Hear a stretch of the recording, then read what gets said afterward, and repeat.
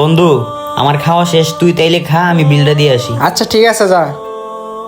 ও তো চলে গেছে, এই ফাঁকে খাবারটা পলিথিনে ঢুকে নেই, তাড়াতাড়ি করে ঢুকে নেই, ও আবার চলে আসতে পারে। তাড়াতাড়ি করে এই প্লেটের গুলোও নিয়ে নেই।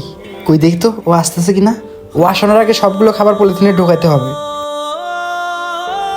কি রে বন্ধু, কি করতেছস তুই এটা? আল্লাহ, বন্ধু যদি দেখে ফেলাইলো। কি রে, চুপ করে আছিস কেন? তুই এই নষ্ট খাবারগুলো পলিতে পড়তেছিস কেন? না বন্ধু, মানে আসলে বাসায় অনেকদিন ধরে ভালো মন্দ কিছু খাই না রে। আর বাসায় আমার মাটা না খাওয়া রয়েছে, তাই ভাবছিলাম এখানে তো খাবারগুলো নষ্ট হইতেছে, সেগুলো আমি পলিথিনে করে বাসায় নিয়ে যাই, সেজন্য পলিথিনের ভিতর ঢুকাইছি। এই জন্য তুই এই নষ্ট খাবার নিয়ে যাবি? তোর মা মানে আমার মা না বেটা? চল আজকে আন্টির জন্য পার্সেল করে খাবার নিয়ে যাব। রাখ, এই খাবার রাখ, আমার সাথে আয়।